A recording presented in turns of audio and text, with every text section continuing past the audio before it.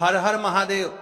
पितृपक्ष का आरंभ 8 सितंबर से पितृपक्ष श्राद्ध आरंभ हो रहा है और इस साल यह पहला दिन सोमवार पर पड़ा है। यही बात इसे और भी बड़ा बना देती है।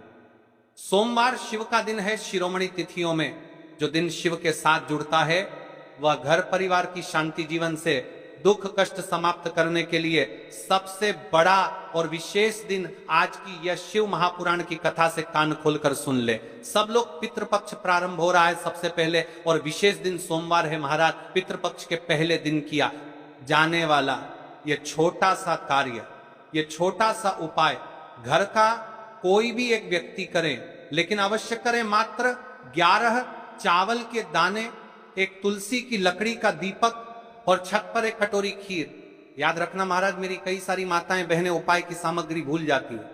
फिर से सुनिए, मात्र 11 चावल, एक तुलसी की लकड़ी का दीपक, अपने पितरों के लिए कटोरी खीर। छत पर सबसे पहले दिन 8 सितंबर सोमवार के दिन सबसे पहले हम पितृपक्ष के बारे में जानते हैं। सुनो महाराज, हमारे पूर्वजों का आशीर्वाद हमारे जीवन की बुनियाद है। जब धरती पर हम पैदा होते हैं, हमारे आगे जो राहें खुलती हैं उनके पीछे हमारे पूर्वजों की छाया रहती है। यदि आपसे आपके पितृ नाराज है और आपको पता भी नहीं है कि आपने ऐसा कौन सा कार्य करिए, यदि आपके जीवन में दुख है, कष्ट है, बड़े बड़े पूजा पाठ अनुष्ठान करवाते रहते हो फिर भी सफलता प्राप्त नहीं होती है, जीवन में पूरी तरीके से क्लेश है तुम्हारा, आज ये सिर्फ पितृदोष, काल सर्प दोष, इनकी वजह से बार बार असफलताएं, धन का टलना, घर में कलह, उनके कारण अनेक होते हैं। इसलिए हम आपसे कह रहे हैं 8 सितंबर सोमवार शिव का दिन और पितृपक्ष प्रारंभ हो रही है। सबसे पहले दिन किया जाने वाला है छोटा सा कार्य। ये छोटा सा उपाय घर की कोई भी माता बहन अवश्य करें, या फिर घर का कोई छोटा सदस्य कोई भी व्यक्ति कर सकता है, लेकिन हर घर यह उपाय अवश्य होना चाहिए। आज की ये शिव महापुराण की कथा से हम आपको बता रहे हैं। पितृपक्ष का आरंभ कई परंपराओं के अनुसार उन धन राशियों, निर्णयों और कर्मों को संतुलित करने का समय है जिससे पूर्वजों की संतुष्टि बनी रहे। जब पितरों को श्रद्धा से स्मरण किया जाता है, उन्हें भोजन दान दिया जाता है और उनके लिए उचित कर्म समर्पण होता है, तो वे अपने आशीर्वाद से परिवार पर कृपा करते हैं। यही कारण है कि कल सबसे पहला दिन है। आपसे कोई भी गलती ना हो, कल के दिन किया जाने वाला यह उपाय, सबसे पहले हम उपाय की सामग्री के बारे में जान लेते हैं। महाराज 11 अक्षत चावल के दाने, एक तुलसी की लकड़ी का दीपक और एक कटोरी खीर, मात्र 11 चावल के दाने। इस उपाय को आपको शुभ मंदिर में करना है। ध्यान रहे, इसका विशेष समय है, यानी कि समय करना है, यह हम आपको आगे बताएंगे। सबसे पहले जान लेते हैं एक तुलसी की लकड़ी का दीपक। तुलसी को पवित्र माना जाता है। तुलसी की लकड़ी से बना दीपक शुद्धि, रक्षा और देवी ऊर्जा का संकेत है। यदि आप पितृपक्ष के पहले दिन सोमवार के दिन इस तुलसी की लकड़ी के दीपक को प्रज्वलित करते हैं तो महाराज इससे पितरों को संतुष्टि मिलती है। और हम पहले ही दिन वह उपाय कर रहे हैं जो बड़े बड़े पूजा पाठ का वक्सूपर करके दिन पर नप्रति कर जानने का। महाराज पूजा पाठ करें, कामना करना महाराज अनुष्ठान में किए जाते हैं। यानी तुलसी की लकड़ी का दीपक, हम कोई साधारण दीपक की बात नहीं कर रहे हैं, इसलिए आपको उपाय को अच्छे तरीके से करना है। एक कटोरी खीर, ये अपने पितरों के लिए। लेकिन इस उपाय को आपको किस समय करना है, इसका भी एक निश्चित समय है महाराज। तो वीडियो के अंतिम तक बने रहिएगा। देखिए, हम इस विशेष पितृपक्ष में राशि से जुड़ा भाग्य भी बता रहे हैं और भाग्य में चल रही परेशानियों को भी बता रहे हैं। यदि आपके जीवन में कोई परेशानी चल रही है तो आप कमेंट बॉक्स में अपना नाम और अपनी राशि अवश्य लिखें। अगली कथा में हम आपको बताएंगे आपकी राशि से जुड़ा भाग्य। अब बात कर लेते हैं उपाय के बारे में। देखिए महाराज, कई सारे उपाय ऐसे रहते हैं जिन उपायों को करने के लिए पूरे घर परिवार में से एक ही सदस्य योग्य रहता है। तो अब बात कर लेते हैं कि इस उपाय को कौन कौन व्यक्ति कर सकता है।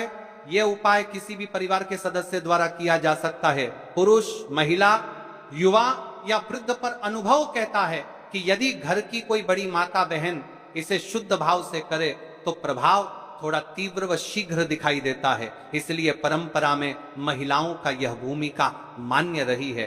पर यह कोई कठोर नियम जिनके परिवार में धन लाभ टिकता नहीं, जिनके घर में बार बार कलह और झगड़े होते हों, जिनके कार्य अटक जाते हों, जिनके मन में यह संशय रहे कि पुरखों की असंतोष की वजह से बाधाएं हैं। पर ध्यान रहे, ये उपाय किसी के खिलाफ करने के लिए नहीं है, ये अपने ही घर के कल्याण के लिए है महाराज। उपाय की ओर आगे बढ़ने से पहले जान लीजिए, आज की कथा में आया एक पत्र, जिस महिला ने पिछले वर्ष पितृपक्ष प्रारंभ होने से पहले इस उपाय को किया था, उसके साथ क्या चमत्कार हुआ। माया जी एक छोटे शहर की गृहिणी थी, उनके घर में पिछले 3 साल से आर्थिक अस्थिरता छाई हुई थी। कमाने के बाद पैसे टिकते ही नहीं थे, पति के व्यापार में अवरोध, बच्चों की पढ़ाई में बाधाएं।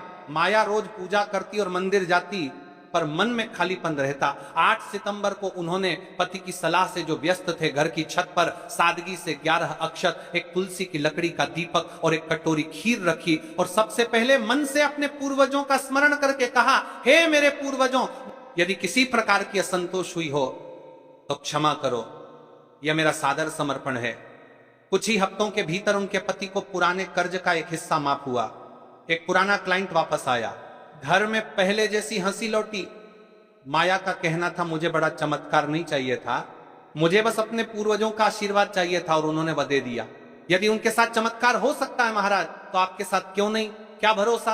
अगला पत्र इस व्यासपीठ पर आपका हो। अब जान लेते हैं राशि से जुड़ा भाग्य, जिन्होंने कल की पिछली कथा में कमेंट किया था। कल की 2 विशेष मुख्य राशि, सबसे पहले राशि है कर्क, घर परिवार और भावनात्मक तालमेल के मामले में कर्क राशि के लोगों पर आज का दिन विशेष रूप से अनुकूल सिद्ध होता है। यदि आप कर्क राशि के हैं और परिवार में कलह, अस्थिरता है, आज का संकल्प आपकी स्थिति को शांत करने में सहायक होगा।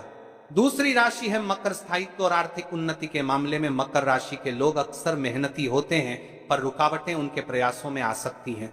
आज का श्राद्ध संकल्प उनकी आर्थिक बाधाओं को कम करने में लाभदायी साबित हो सकता है, परंतु यह उपाय हर राशि के लिए फलदायी है, क्योंकि इसका आधार पितृ आशीर्वाद है, जो सभी पर असर करता है। अब महाराज चलते हैं हम उसे विशेष उपाय की तरफ, जो आपको 8 सितंबर सोमवार के दिन इस पितृपक्ष में करना है। देखिए, हम आपको सारी विशेष बातें बताने वाले हैं, तो वीडियो को स्किप ना करें। तो चलिए महाराज जी, आप चलते हैं उस विशेष उपाय की तरफ, जो आपको कल इस विशेष तिथि पर करना है। और इस विशेष पावन पर्व पर हम जिस उपाय की चर्चा करने जा रहे हैं, वह अत्यंत ही दुर्लभ और शक्तिशाली है। यह उपाय न केवल भक्त की मनोकामनाओं को पूर्ण करता है, बल्कि उसके जीवन के समस्त कष्टों का निवारण भी करता है। उपाय की सामग्री देखिए, महाराज मात्र तुलसी की लकड़ी से बना दीपक, 11 चावल के दाने और 1 चुटकी हल्दी। ये तीनों वस्तुएं देखने में सामान्य प्रतीत होती हैं, परंतु इनका महत्व और शक्ति अद्भुत है। जब इन्हें सही विधि से, सच्चे मन और श्रद्धा के साथ शिव मंदिर में प्रयोग किया जाता है, तब यह उपाय अलौकिक परिणाम प्रदान करता है। किसी भी धार्मिक कार्य का प्रारंभ बिना गणपति पूजन के अधूरा है। इसीलिए हम सबसे पहले विघ्नहर्ता, मंगलकर्ता, प्रथम पूज्य श्री गणेश जी को प्रणाम करते हैं। हे गणेश जी, हमारे जीवन से विघ्नों का नाश करो, सुख, शांति और समृद्धि प्रदान करो। और आज जो उपाय हम करने जा रहे हैं, उसमें कोई भी बाधा न आने दो। वक्रतुंड महाकाय सूर्यकोटि समप्रभ निर्विघ्नं कुरु मे देव सर्वकार्येषु सर्वदा। देखिए महाराज जी, अब हम बात कर लेते हैं सबसे पहले उपाय के बारे में। तो देखिए, तुलसी की लकड़ी का दीपक, 11 चावल के दाने और 1 चुटकी हल्दी। तो सबसे पहले आपको हम दीपक के बारे में बताते हैं। तुलसी की लकड़ी का दीपक, तुलसी माता का वर्णन शास्त्रों में अत्यंत पवित्र माना गया है। तुलसी के बिना कोई भी पूजन अधूरा है। यद्यपि शिवजी को तुलसी अर्पित नहीं की जाती, परंतु तुलसी की लकड़ी का उपयोग जब दीपक के रूप में किया जाता है, तो यह विशेष ऊर्जा उत्पन्न करती है।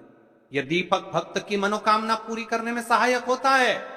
अब देखिए महाराज जी, 11 चावल के दाने का महत्व जानिए। चावल शुद्धता और समर्पण का प्रतीक है।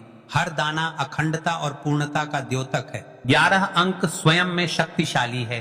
यह एकता और आध्यात्मिक जागृति का प्रतिनिधित्व करता है। जब 11 चावल शिवलिंग पर अर्पित किए जाते हैं तो यह 11 इंद्रियों का नियंत्रण और शुद्धिकरण करता है। मात्र एक चुटकी हल्दी हल्दी मां भगवती का प्रिय है और यह सौभाग्य, आयुर्वेद और पवित्रता का प्रतीक है। शास्त्रों में कहा गया है कि जहां हल्दी का प्रयोग होता है वहां मां लक्ष्मी का वास होता है।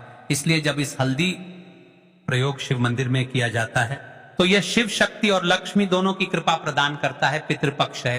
अब कई सारे लोग प्रश्न करेंगे कि महाराज जी, ना ही शिव जी को तुलसी समर्पित कर सकते हैं और ना ही इस उपाय को किया जाता है। तो देखिए, इस उपाय को आपको शिव मंदिर की चौखट पर करना है। यह जो दीपक हम प्रज्वलित करेंगे ये शिव मंदिर की चौखट पर करेंगे। तुलसी का संबंध आध्यात्मिक शांति, मानसिक स्थिरता और रोग नाश से है।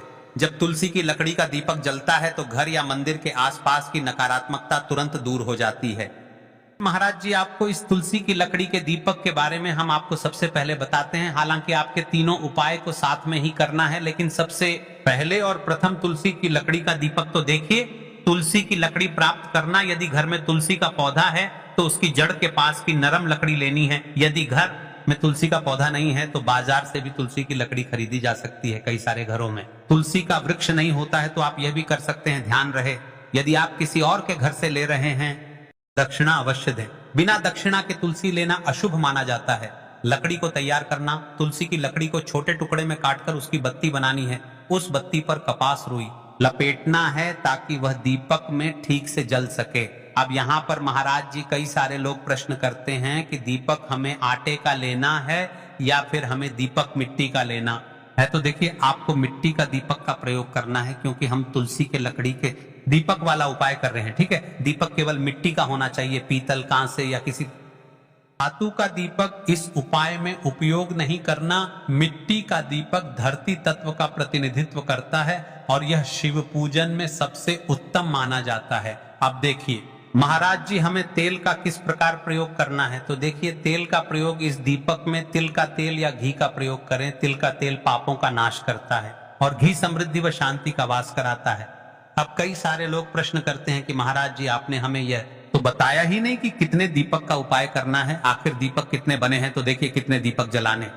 यदि समस्या बहुत बड़ी है, जीवन में गहरा संकट है, तो 5 दीपक जलाने चाहिए। यदि सामान्य कामना है तो एक दीपक भी पर्याप्त है। हर दीपक जलाते समय यह भावना रखें कि हे भोलेनाथ, यह दीपक मेरी अंधकारमय जीवन राह को प्रकाशमय करे। जेके महाराज जी, तुलसी के लकड़ी के दीपक वाला उपाय है, यह कोई साधारण उपाय नहीं है। तो आपको क्या क्या सावधानी बरतनी है। दीपक को शिवलिंग पर प्रत्यक्ष रूप से न रखें, इसे मंदिर की चौखट पर या बनाए गए स्वस्तिक पर रखें। दीपक जलाते समय मन में शुद्ध भाव होना चाहिए। बुझने के बाद उसकी राख को पवित्र स्थान पर ही विसर्जित करें। महाराज जी, जैसे ही तुलसी की लकड़ी का दीपक जलता है वैसे ही साधक को एक अलग ही शांति का अनुभव होता है। मन का तनाव समाप्त होता है। आंखें बंद करके जब दीपक की लौ के सामने बैठते हैं तो लगता है कि यह लौ सीधे आत्मा से संवाद कर रही है। यह लौ मानो भगवान शिव के आशीर्वाद का प्रतीक बन जाती है। अब देखिए महाराज जी, हम बात कर लेते हैं 11 चावल के दाने वाले उपाय के बारे में। ठीक है, 11 चावल का धार्मिक महत्व। महाराज जी, चावल अन्न भोजन का साधन नहीं है, बल्कि इसे पूर्णता, शुद्धता और अखंडता का प्रतीक माना गया है। वेदों और पुराणों में अन्न को अन्न देवता कहा गया है। अन्नमा ब्रह्मेति व्यजानात्, यह उपनिषद का कथन है, अर्थात अन्न स्वयं ब्रह्म है। इसलिए जब भक्त शिव जी को चावल अर्पित करता है तो वह केवल एक दाना नहीं चढ़ाता, बल्कि अपनी आत्मा और जीवन का समर्पण करता है। अब सबसे महत्वपूर्ण प्रश्न उठता है कि 11 चावल ही क्यों? शास्त्रों में कहा गया है कि मनुष्य के शरीर में 11 इंद्रियां होती हैं। जब भक्त 11 चावल के दाने शिव जी को अर्पित करता है, अपनी 11 इंद्रियों को भगवान को समर्पित करता है। यह समर्पण साधक के भीतर शुद्धि और संयम लाता है। अब देखिए महाराज जी, चावला के दाने कहां से लेने हैं, कैसे लेने हैं, इस बात पर चर्चा कर लेते हैं, क्योंकि कई सारे लोगों को मन में यह भी प्रश्न रहता है। घर में रखे चावल का प्रयोग किया जा सकता है, चाहो तो दुकान से भी ले सकते हो। ध्यान रहे, चावल अखंड और शुद्ध होने चाहिए। टूटे हुए दाने अशुभ माने जाते हैं। 11 दानों को अलग करके एक छोटे डिब्बे या पुड़िया में सुरक्षित रखना है। चावल अर्पण की विधि अब सुनिए महाराज। चावल के दानों का प्रयोग कैसे करना है? अब देखिए महाराज जी, जैसे ही आपके चावल के दाने आप एक पुड़िया में रख लेते हैं, अब आपको शिव मंदिर में जाकर के इस उपाय को करना है। तो देखिए आप एकदम स्वच्छ जल से नाहट होकर के शिव मंदिर पहुंचे और आपको इस उपाय को करना है। तो देखिए कई सारी मेरी अन्य माताएं बहनें रहती हैं जो शिव मंदिर में जाती से ही दूसरी अन्य माता बहनों से सामग्री मांगने लगते हैं, जैसे कि वो जी अपने बेलपत्र लाए हो क्या, एक देना, आज मैं लाना भूल गई, वह जी थोड़े से फूल दे दो। तो आपको शिव मंदिर में जाकर के यह नहीं करना है, आप सिर्फ अपनी सामग्री से उपाय कीजिए और घर आ जाइए, ठीक है। जब मंदिर जाएं, सबसे पहले शिवलिंग पर गंगा जल या शुद्ध जल चढ़ाएं। AUM नमः शिवाय का जप करते हुए शिवलिंग का ध्यान करें। अब सबसे पहले एक चावल का दाना गणेश जी के स्थान पर अर्पित करें, क्योंकि गणेश जी बिना हर कार्य अधूरा है। इसके बाद शेष 10 दानों को एक एक करके शिवलिंग पर अर्पित करें। हर दाना चढ़ाते समय मन में एक एक प्रार्थना करें, जैसे पहला दाना है शिव, मेरे जीवन से रोग दूर करो। दूसरा दाना है महादेव, मेरे घर में सुख समृद्धि लाओ। तीसरा दाना है भोलेनाथ, मेरे संतानों को रक्षा दो। चौथा दाना मेरे व्यवसाय नौकरी में सफलता दो। पांचवा दाना मेरे परिवार में एकता बनी रहे। इसी तरह हर दाने पर अपनी मनोकामना रखनी है। भावनाओं की शक्ति महाराज जी, यह ध्यान रखना बहुत जरूरी है कि चावल अर्पण करते समय मन शुद्ध होना चाहिए। अगर चावल चढ़ाते समय मन में संदेह होगा तो उपाय फल नहीं देगा, लेकिन यदि दानों को अर्पित करते समय हृदय से प्रार्थना होगी तो भगवान शिव तुरंत सुनेंगे। चावल का आध्यात्मिक भाव, चावल का रंग सफेद है, यह शांति और पवित्रता का प्रतीक है। जब सफेद चावल शिवलिंग पर चढ़ाए जाते हैं तो यह साधक के जीवन से अज्ञान और अशांति को मिटाकर ज्ञान और सुख प्रदान करता है। 11 दाने सामूहिक रूप से पूर्णता का भाव लाते हैं। प्रत्येक दाना चढ़ाते समय यह मंत्र बोल सकते हैं, ओम त्र्यंबकम यजामहे सुगंधिम पुष्टिवर्धनम उर्वारुकमिव बंधनान मृत्योर्मुक्षीयमामृतात्, या केवल ओम नमः शिवाय का जाप भी पर्याप्त करते समय अनुभव। जब भक्त एक एक चावल का दाना अर्पित करता है तो वह अनुभव करता है का हर बोझ, हर कष्ट शिव जी को सौंप रहा है।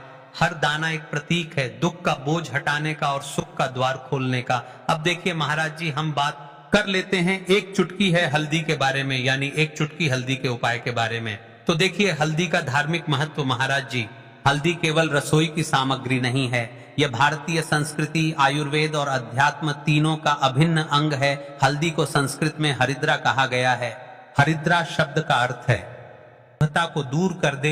शास्त्रों और पुराणों में हल्दी को मां लक्ष्मी का स्वरूप माना गया है। जहां हल्दी होती है वहां समृद्धि, सौभाग्य और सकारात्मक ऊर्जा का वास होता है। शादी ब्याह जैसे मंगल कार्यों में हल्दी का सुबह के समय करना है या प्रदोष काल के समय करना है, या फिर आप हमसे ही प्रश्न करना चाहते हैं कि महाराज की सबसे उत्तम समय कौन सा है। तो देखिए सबसे पहले हम बात कर लेते हैं सुबह के समय के बारे में। सूर्योदय से पहले का समय, जिसे ब्रह्म मुहूर्त कहते हैं, सबसे उत्तम माना जाता है। इस समय वातावरण